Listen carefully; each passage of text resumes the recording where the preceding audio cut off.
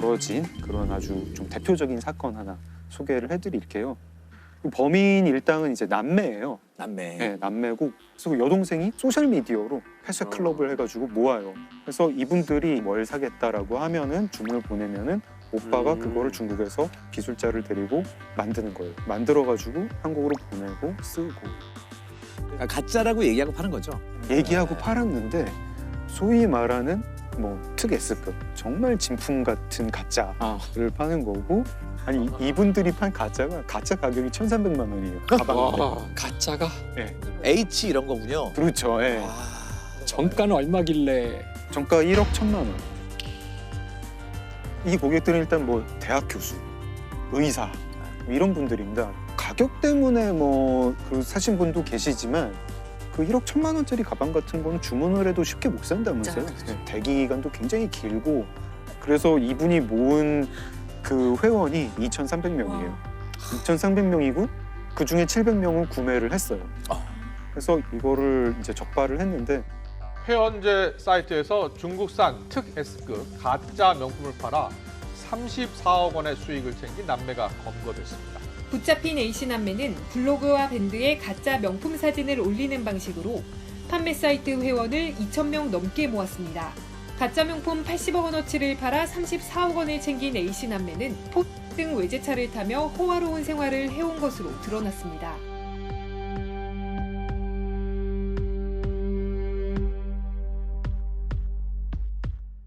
근데 이런 사건 같은 경우에는 진짜 지적재산권을 가진 그 회사가 고소를 해야지 범죄가 성립이 되는 건가요? 아니면 그냥 적발할 수 있는 건가요? 적발할 수 있는 겁니다. 네.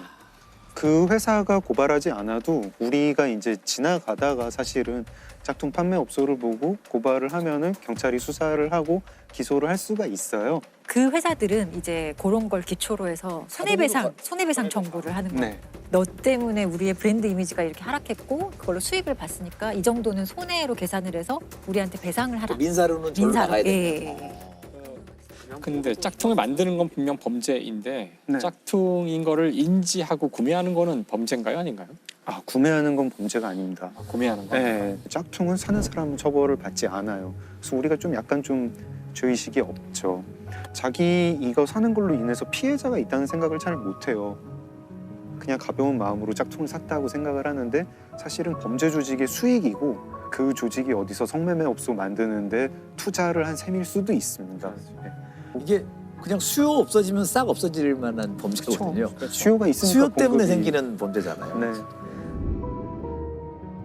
제가 오늘 낮에 그 압수 물품 그 컨테이너 다녀왔는데 이런 것도 가짜가 있나 싶을 정도로 정말 그냥 생필품 우리 쓰는 거 그런 것도 가짜가 많아요. 여기가 그러면 이제 압수 물품 놔두는 그런 네, 봉원 창고입니다. 와 이게 이렇게 있으니까 되게 좀 기묘하달까? 사실 이제 이 제품은 네. 그 아울렛에서 판매했던 거거든요. 이거 사는 분은 그러면 진짜 이게 진짜인 줄 알고- 진짜인 줄 알고 썼던 거겠네요. 네, 그렇습니다. 이야. 이런 그라인드도 아 공업용 그라인더 네, 네, 가는 거요. 그렇죠, 그렇죠. 네네네. 깨져요. 그렇죠. 깨지면 네, 이거 쓰면 돼요, 나- 이렇게. 막 돌아가다 날아가가지고 눈에 들어가고 막. 예, 예. 마스크도 짝퉁 있어요. 짝퉁인데 검정필 네. 한국 산업안전공단 검정필 획득. 이거는 한참 이 코로나 마스크 모자랄 때. 할때 신고가 들어와가지고 이거는 이게 그 대란이 일어났었던 그 물건. 이야. 그래서 만들자마자 인기 끈다 싶으니까 바로 그냥 또 짝퉁을 만들고 참. 아니 근데 이렇게 뭐 말씀만 듣다가 물건을 보니까 진짜 짝퉁 규모가 어마어마하다. 그러니까 저는 이게 꼭 명품보다는 뭔가 신용과 브랜딩이 된 제품은 짝퉁이 나오는 것 같아요. 그쵸. 네. 왜냐 그 이름 보고 다 사니까. 그런 걸 보여주는 사건이 있는데요. 2015년에 검거가 된 사건이고 천삼 위조 사건입니다. 천삼? 네, 인삼 같은 거예요? 이게 이제 홍삼의 네. 등급인데 최고급 최고급이구나. 홍삼을 따로 이제 천삼이라고 브랜딩을 해서 팔아요. 하는데 제가 어제 인터넷 쇼핑몰 가가지고 천삼 얼마인가 보니까 요만한 거 600g짜리 한 통이 300만 원이에요. 와. 중국 관광객들이 굉장히 좋아하고 이게 이제 짝퉁 판매업자, 짝퉁 제조업자 입장에서 보면은 아 이거 짝퉁 만들면 정말 큰 돈을 벌겠다 싶잖아요. 그러면은 중국의 이 짝퉁 제조업자들이 어떻게 하느냐 이런 경우에 어떻게 할까요? 어차피 상 봐가지고 모를 것 같고요. 일반인들은 그러니까 웬만한 전문가 아니면은 그 인증서라든가 이런 그렇죠. 걸 도용해야 그렇죠. 뭐 아주 그거를 이 짝퉁 조직이 어떻게 하냐면은 한국의 인삼 회사에서 그 인증서랑 포장지를 만드는 회사가 있잖아요. 네. 그 회사 사장님을 포섭을 합니다. 아, 포장지 만드는 기계랑 정품 인증서 만드는 기계를 한 대씩 더 만들어. 정품 인증서를 수만 장을 만들고 그 만드는 기계를 인천항에다가 배에다 실어요. 배에다 싣는데 그날이 일요일이었대요. 네. 그리고 이제 이 판매 조직 입장에서는 제조 조직 입장에서는 다 끝난 거잖아요. 내일 중국에 가서 기계 열심히 가동해가지고 포장지로 포장해서 팔 일만 남았다 그렇게 생각을 하고 강원도에 별장에 가가지고 파티를 엽니다. 파티를 열고 내려오다가 특사경에 체포가 돼요. 피의자가 저기 출국하기 전에 네. 뭐 자기들만의 그 파티를 한다고 거기 별장이 있는 곳에 네.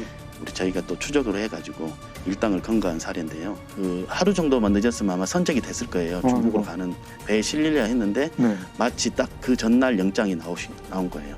지금 생각해 보면 그 포장지하고 증명서 네. 이런 것이 나갔으면 상당히 그 업체는 큰 타격이 있었을 거라고 생각합니다. 보통 홍삼을 최상품인 천삼으로 둔갑시켜서 시가 650억 원 상당을 중국에 유통하려던 일당이 적발됐습니다. 이들은 가짜 천삼 이주에 필요한 인증서와 포장지, 포장용 기계 등을 중국으로 가져가기 위해 임시 보관해오다 특거청 특별사법경찰에 덜미를 잡혔습니다. 지금까지는 근데 뭐 이제 소비재였고 어떻게 보면 좀 뭐 귀엽다 뭐 이런 사건인데 짝퉁 때문에 안전에도 굉장히 위험을 많이 이렇게 입을 수 있는 약 같은 거? 먹는 약 같은 거. 이제 제일 큰 문제는 처방을 받았는데 가짜 약을 사게 되는 경우죠. 와. 네, 이제 기본 유통시장에도 뿌려져 있다. 기본 유통시장에 엄청 많이 뿌려져 있고, 엄청 많이. 네, 엄청 많이 뿌려져 있고, 아예 그걸 노리는 가짜 약이 나오는 게 네, 이건 무서운 얘기네. 네, 말라리아 약을 그렇게 가짜 약을 만든다는 거예요. 이건 이게 진짜 위험한데. 아프리카나 이제 동남아에서 말라리아로 죽는 사람이 많은데 그래서 이제 국제기금 같은 데서 말라리아 약을 대량으로 사서 이제 쓸 수 있게 하는데 그거를 노리고 말라리아 가짜 약을 먹는데 이 약을 먹으면 효과가 없잖아요. 그래서 걸리는 말라리아에 거죠. 걸리는 거죠. 아프리카에서 매년 10만 명이 넘는 인원이 중국이나 인도 등지에서 만든 가짜 약으로 인해 숨지고 있는 것으로 나타났습니다. 지난 2015년 저품질 말라리아 치료제 때문에 목숨을 잃은 5살 미만 영아만 12만 2천 명에 달했다고 밝혔습니다. 그러니까 이거는 아까 무슨 명품 짝퉁하고는 좀 차원이 다른 차원이 다른 거네. 네. 아닌가요? 목숨이 걸린 거. 거의 살인범죄인데 이건 그렇죠. 살인범죄. 차원이 다른 거 하나 말씀드리겠습니다. 원전 부품 짝퉁사. 예. 안 되는데 안 되는데. 네, 대재앙인데 이거. 대재앙이죠. 근데 그런 일이 한국에서 최근에 있었습니다. 이게 2011년부터 2013년까지 이제 뭐 원전 납품 비리라고 알려졌던 사건이고 심각한 부품이 짝퉁이 돼서 원전 6곳을 그렇게 이제 세운 그런 사건이에요. 원자력 발전소에 또 불량 부품이 사용된 것으로 확인돼 신고리 2호기와 신월성 1호기 가동이 중단됐습니다. 교체에만 넉 달 정도 걸려 당장 다음 달부터 시작될 전력난을 극복하기가 만만치 않습니다. 그때의 그 문제의 부품은 뭐냐면 제어용 케이블이라고 하는 케이블인데요. 원전에서 사고가 났을 때 안전 설비가 원전을 이제 차단하는 그런 설비가 있는데 그때 신호를 보내는 그런 케이블이에요. 굉장히 중요한 거. 사고가 났을 때 엄청난 거잖아요. 엄청나죠. 그게 가동을 네. 안 되거나 이러면. 네. 만약에 이 케이블이 제대로 작동하지 않았다. 그러면은 사고가 났을 때 방사성 물질을 차단하지 못할 수 있습니다. 완전히 어마어마한 일이 벌어지는 거죠. 사실 이런 케이블은 엄청난 압력에서도 가동이 돼야 되고 엄청난 온도에서도 가동이 돼야 되고 굉장히 이제 기술이 중요한 그런 케이블이니까 한국 민간 인증기관에 맡겨요. 그 한국 인증기관이 다시 캐나다에 있는 시험기관에 또 보내가지고 또 여러 가지 테스트를 하게 해요. 근데 캐나다에서 불합격 판정을 받은 거예요. 이게 높은 온도에서 작동하지 않는다. 네. 불합격 판정을 받으니까 어떻게 하지 하다가 그냥 합격한 걸로 고치자. 위조를 하자. 가짜 그 짝퉁 부품을 이건 이제 진품이라고 할 수 없죠. 이걸 보냅니다. 그걸 위조를 한 사람이 누구였냐면 한국수력원자력의 간부, 그리고 대기업 전선회사의 간부, 그리고 이걸 인증해야 되는 인증기관 대표. 와, 다 이게 조직적인 범죄네요. 범죄죠. 원전 부품의 시험 성적서를 위조한 혐의로 기소된 업체 간부와 이에 가담한 검증업체 한수원 직원들에게 중형이 선고됐습니다. 원자력 발전소에 불량 케이블을 납품한 혐의로 기소된 전선 업무 고문에게 징역 12년의 중형을 선고했습니다. 피해액이 얼마나 됐나요? 피해 규모가 9조 원에서 12조 원 이렇게 얘기를 엄청난 해요. 규모네. 네, 엄청난 규모죠. 9조에서 12조. 그게 원전 세워야 되고 그 원전 이미 들어갔던 거 다 부숴가지고 교체해야 되고 원전 세운 동안에 더 비싼 에너지로 전기를 공급을 해야 되고 우리나라 2013년에 전력 수급 위기가 한번 왔었는데 그 원인 중에 하나입니다. 네. 이게 이제 사건이 밝혀지게 되는 경위 중에 하나가 그거예요.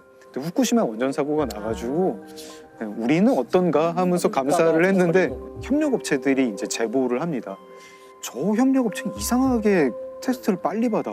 부품 보증서를 이상하게 빨리 받아. 이런 걸로 제보를 해서 수사가 들어간 것도 있고 마지막에 이 전선 제어 케이블 건은 결국은 이제 내부 고발이었습니다. 내부 고발 아니면 이런 것도 힘들죠. 이거를 이 상태에서 잡았던 게 맞아요. 다행이라고 볼 수도 있고. 나중에 사고가 나서 네. 심지어 원인을 못 찾을 수도 있잖아요. 그럴 수 때문에 있죠. 그러면 네. 이거 어마어마한 사고가 나면 엄청난 거고. 그러니까 항상 이게 안전과 관련된 것에는 좀 과도할 만큼 주의를 기울여도 되는데 사실 거기에도 이제 우리가 항상 그 효율이나 빨리빨리 하는 원전에 대해서는 그 안전성 때문에 사람들이 걱정을 많이 하고 그걸 이제 우리가 믿고 계속 가동을 하도록 하려면은 그런 전 과정이 투명하게 언제나 네. 유지가 돼야 되는데 사람들이 못 믿게 되면 결국은 할 수 없게 되는 거죠.